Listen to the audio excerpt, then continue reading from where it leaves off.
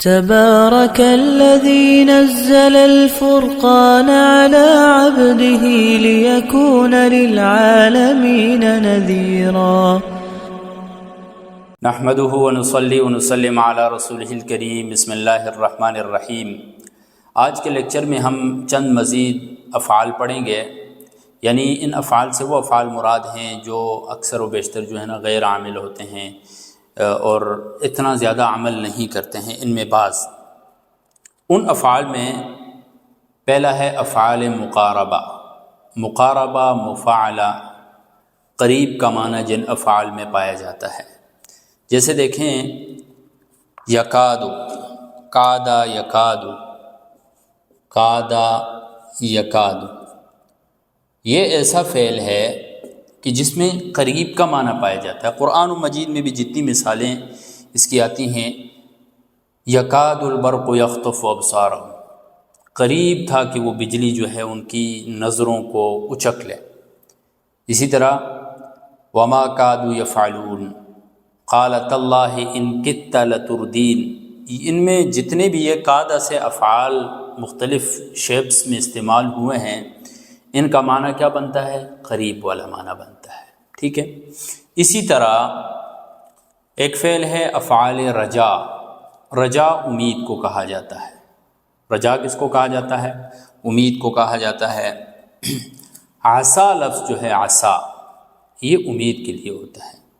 عسا ربکم ان یرحمکم، امید ہے کہ تمہارا رب تم پر رحم کر دے، امید ہے کہ تمہارا رب تم پر کیا کر دے؟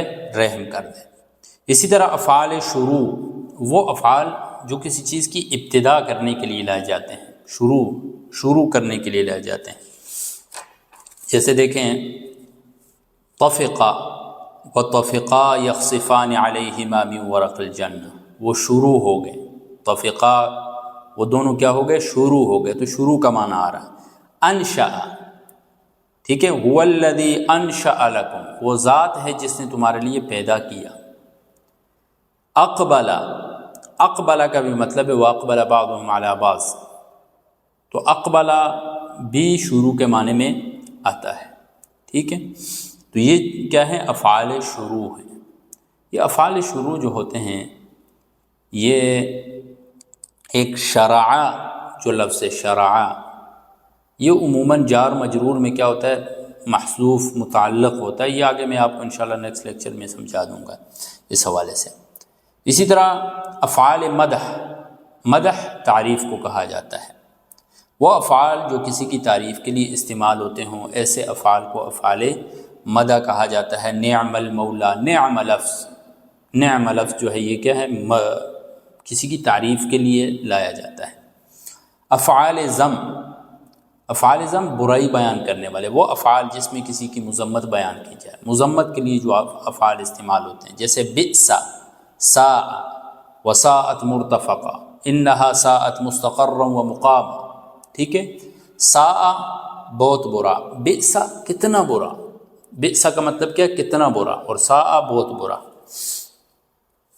اچھا جی، افعال تعجب، وہ افعال جو حیرت کے اظہار کے لیے لائے جاتے ہیں، ایسے افعال کو افعال تعجب کہا جاتا ہے۔ کسی بھی فعل سے آپ یعنی ما افعل کے وزن پر کسی بھی مصدر کو لے آئیں آپ، تو افعال تعجب، ما احسن، کیا ہی خوبصورت ہے، ٹھیک ہے۔ ما انشطا، کیا ہی نشیط ذہین ہے۔ ما اجمل، کیا ہی خوبصورت ہے۔ مختلف یعنی ما افعل کے وزن پر آپ کوئی بھی لے آئیں تو وہ افعال تعجب، فعل تعجب بن جائے گا۔ اسی طرح افعال ناقصہ، افعال ناقصہ جو ہے یہ وہ افعال جو کام کا معنی تو نہیں دیتے ہیں بلکہ صرف زمانے کو ظاہر کرتے ہیں، یعنی زمانے سے بھی مراد صبح، دوپہر، شام، رات، دن، اس طرح ظاہر کرتے ہیں زمانے کو، اور یہ اپنے معنی اور مفہوم کے اعتبار سے جو ہے نا ناقص ہوتے ہیں، صرف فاعل کے اوپر اکتفا نہیں کرتے بلکہ ان کو ایک اضافی صفت کی بھی ضرورت ہوتی ہے، ٹھیک ہے۔ تو بیسیکلی افعال ناقصہ جو ہیں وہ کو کتنے ہیں؟ افعال ناقصہ 7 ہیں۔ کانا، صارا، ظل، اصبح، امسا، لیسا، باتا۔ کانا تھا، صارا ہو گیا، ہوا، اصبح صبح کے وقت ہوا، ٹھیک ہے۔ ظل کا مطلب بھی ہو جانا، امسا شام کے وقت ہونا، لیسا کا معنی کبھی کبھار نہیں کے معنی میں بھی آتا ہے یہ۔ باتا رات گزارنا، رات کے وقت ہونا، باتا یبیتو کا مطلب کیا ہوتا ہے؟ رات گزارنا۔ اب یہ افعال ناقصہ ہیں۔ ان افعال ناقصہ کا عمل کیا ہے یہ اچھی طرح آپ سمجھیں۔ ان افعال کے بعد 2 اسم آتے ہیں۔ پہلے کو ان کا اسم عموماً یعنی کہا جاتا ہے کانا کا اسم اور کانا کی خبر۔ کانا کا اسم، اور کیونکہ کانا زیادہ استعمال ہوتا ہے ان میں، اس وجہ سے کانا کا اسم اور کانا کی خبر۔ اعراب کیا ہے؟ کانا کا اسم جو ہے وہ مبتدا جو ہوتا ہے، جو اسم ہوتا ہے وہ مرفوع ہوتا ہے، اور خبر اس کی جو ہے نا منصوب ہوتی ہے۔ آسان سے یاد کرنے کے لیے، یعنی قواعد کو یاد کرنے کے لیے مثال یاد کی جاتی ہے۔ تو آپ قرآن مجید کی یہ آیت یاد کر لیں، کان اللہ غفورا، کان اللہ غفورا رحیما، یہ موصوف صفت، یہ کان اللہ، یہ کانا کا اسم، اور یہ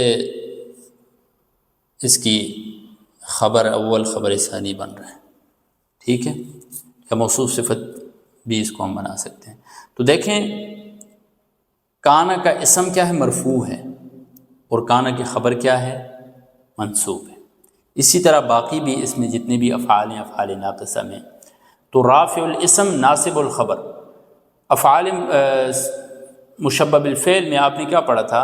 حروف مشبہ بالفعل میں ان کا عمل کیا تھا؟